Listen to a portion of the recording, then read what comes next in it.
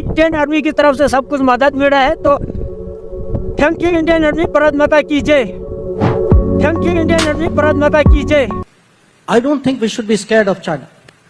I think we should say, okay, global politics is a competitive game. You do your best, I will do my best. Not to complain that China is doing it. Answer is, okay, if you are doing it, let me do better than you. And I would urge you today.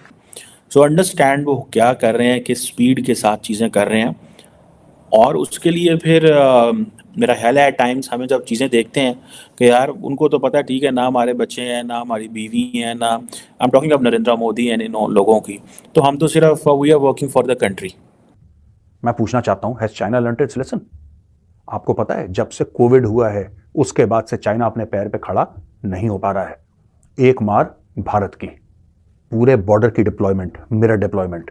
दूसरी मार Taiwan की, Taiwan ने election करवा लिया उसकी नाक के नीचे, और प्रेसिडेंट ऐसे बंदे को इलेक्ट कराया है जो कि चाइना से नफरत करता है और चाइना उससे नफरत करता है। तीसरी चीज, अमेरिकन कंपनीज लाओ वापस, धीरे धीरे कंपनियों को बोलो निकालो। टाइम लगेगा, हो सकता है 10 साल लग जाएं, लेकिन अमेरिकन कंपनीज चाइना से बाहर आएंगी ही आएंगी। एक साइड पे लद्दाख पे देखते हैं तो वो लोग इंडियन आर्मी को थैंक यू बोल रहे हैं, इंडियन गवर्नमेंट को थैंक यू बोल रहे हैं वहाँ की डेवलपमेंट के लिए। इसी साइड पे इंडिया चाइना जैसे कंट्री को प्रॉपर टक्कर दे रहा है, चाहे वो लद्दाख में हो या कहीं टेक्नोलॉजी में हो या फिर वो अपना डेवलपमेंट में हो। आई वुड से कि India is a pure democratic state. अगर प्योर नहीं भी है तो ऑलमोस्ट नियर टू प्योर है, क्योंकि वहाँ पे उनके जो सियासतदान है ना वो डिसाइड करते हैं कि what we are going to do in our future and in our present era. ठीक है, और यहाँ पे ऑब्वियस सी बात है, हिडन डिक्टेटरशिप थी और अब ओपनली डिक्टेटरशिप आ गई है। ठीक तो है, सबके सामने है कि भाई चीजें किसके हाथ में। समझाने की कोशिश करी, चाइना की इकोनॉमी चरमरा रही है। आपको क्यों लगता है मोदी जी जब अमेरिका गए थे उन्होंने बात क्या करी जो बाइडेन से? मोदी जी हर जगह बात करते हैं, क्या ये बात क्या करते हैं मोदी जी? आप ये कभी चाइना का नाम नहीं लेते, ये कभी चाइना का नाम नहीं लेते मोदी जी, इनकी पॉलिसी है, ये चुप रहते हैं चाइना पे, ये कुछ नहीं करते चाइना पे। लेकिन इन्होंने चाइना के तन बदन पे जितने गहरे घाव दिए हैं, शायद ही भारत के किसी मुझे नहीं लगता भारत के किसी प्रधानमंत्री ने इतने गहरे घाव दिए हैं। इनको पता है कि चाइना चीखेगा कहां, चाइना फौज से कभी नहीं चीखेगा। चाइना के पेट पे लात मारो, चाइना चीखेगा, क्योंकि चाइना की ताकत उसकी फौज नहीं है, चाइना की ताकत उसकी इकोनॉमी है। अमेरिका ने यही काम करा और भारत ने इस चीज का भरपूर फायदा उठाया। आपको पता है जब से कोविड हुआ है उसके बाद से चाइना अपने पैर पे खड़ा नहीं हो पा रहा है। एक मार भारत की, पूरे बॉर्डर की डिप्लॉयमेंट, मिरर डिप्लॉयमेंट।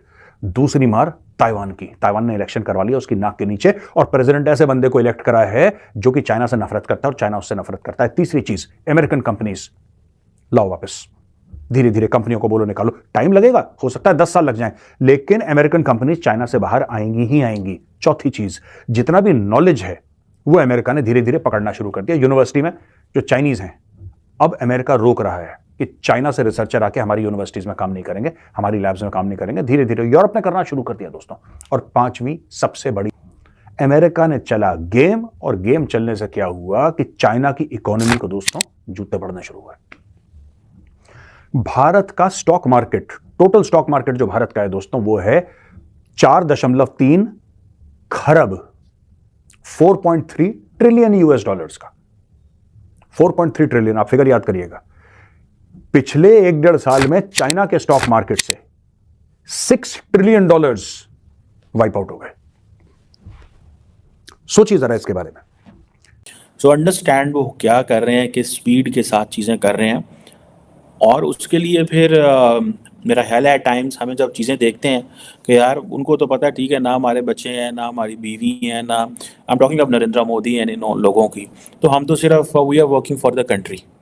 ठीक है, इधर जारी बात है टेंशन ने अपने आप को भी बचाना है, अपनी लेगेसी भी बचानी है, अपने बच्चों के कारोबार भी सेट करने ने, इनको इधर से भी पैसा आए, इनको उधर से भी पैसा आए, चीज़ें थोड़ी बेहतर हों, मामलात ख़राब ना हो जाए। ठीक है ना, होता तो है, ये सारी बात है माँ बाप के लिए कि अपनी चीज़ें। सो ये चीज़ें वहाँ पे नहीं है, उनको एक जिसे वो कहते हैं ना, और आज अब IMF को 2023 का, ये जो दिसंबर 2023 की मैं एक देख रहा था उनकी कि एक प्रेस रिलीज, वो कह रहे थे कि इंडियन जो है they are on the track fastest growing major economy in the world. ठीक है जी, मैक्रो इकोनॉमिक्स पॉलिसीज़ बड़ी अच्छी हैं। ठीक है जी, ग्लोबल हेडविंड्स को वो समझ रहे हैं, ग्लोबल ग्रोथ जो है वो स्लो डाउन हुई है, फ्रेगमेंटेशन हुई है, सारा कुछ हुआ है, लेकिन दे न्यू कि हमने क्या करना है। उनको इन चीज़ों का बड़े अच्छे से समझ आ कि हमने क्या करना है। जब आप इन तरह की चीज़ों को देखते हैं ना, तो वो फिर वो ऑटोमेटिकली मीडिया भी कहता है ठीक है यार, हमें क्या, हमें तो पैसे भी देते हैं, चीज़ें भी करते हैं, हमारा ख्याल भी करते हैं, तो हमें let's enjoy this what is coming from Narendra Modi के, उससे हमें क्या मिल रहा है उसको एंजॉय करें। एंड देन कंप्लीट कंट्रोल है जी उनका। It's not just economy, it's on politics, it's on society, it's on media. And as a Democrat, he has emerged very cunning and shrewd in terms के कैसे मैंने निज़ाम को पकड़ना है, कैसे निज़ाम को होल्ड करना है। उनको बड़े अच्छे से ये समझ आ गई है। और उसकी शायद एक वजह ये है कि उनको रोकने वाला कोई नहीं है, टोकने वाला कोई नहीं है। पाकिस्तान के अंदर क्योंकि मल्टीपल पावर सेंटर्स हैं, एक पावर सेंटर कोई चीज़ सोच रहा है, दूसरा पावर सेंटर कोई चीज़ सोच रहा है, तीसरा पावर सेंटर कोई सोच रहा है, एक दूसरे से टकरा रहा है, दूसरा तीसरे से टकरा रहा है।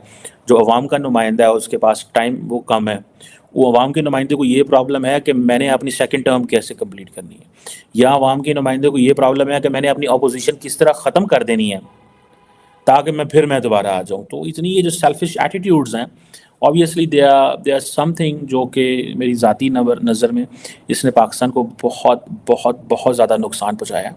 कि इतने ये जो सेल्फिश एटीट्यूड्स होते हैं, they may be good for the individuals but not good for the larger society।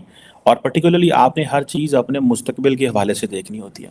जो लीडरशिप है, मैंने जो थोड़ी सी पॉलिटिक्स को समझाऊँ, लीडरशिप का सारे का साम, लीडरशिप और आवाम के दरमियान क्या फ़र्क है? Innovation, future. वो ऐसी इनोवेशंस कर रहा होता है सोसाइटियल लेवल पे, इंडस्ट्रियल लेवल पे, पॉलिटिकल लेवल पे, बहुत सारी चीज़ों पे, ताकि वो मुस्तकबिल को देख सके। वो देख रहा होता है, लीडर मुस्तकबिल को देख रहा होता है, सो वो उस हिसाब से प्लान कर रहा होता है for the generations to come, ताकि वो जो जनरेशन्स हैं वो सारी समझ जाएं कि भाई ये जो प्लानिंग हो रही है ये किसके लिए हो रही है और क्या प्लानिंग हो रही है। मैं समझता हूँ ये है वो चीज़ें करने की। सो इंडिया ने आज अगर हांगकांग को क्रॉस किया, कल को वो जापान को भी कर सकता है। ठीक है ना जी। वीडियो देखने के लिए धन्यवाद दोस्तों। आशा करता हूँ कि आपको ये वीडियो पसंद आया हो। अगर आपको ये वीडियो पसंद आया हो तो प्लीज़ इसे लाइक, शेयर और सब्सक्राइब कर दीजिए। वंदे मातरम। जय हिंद।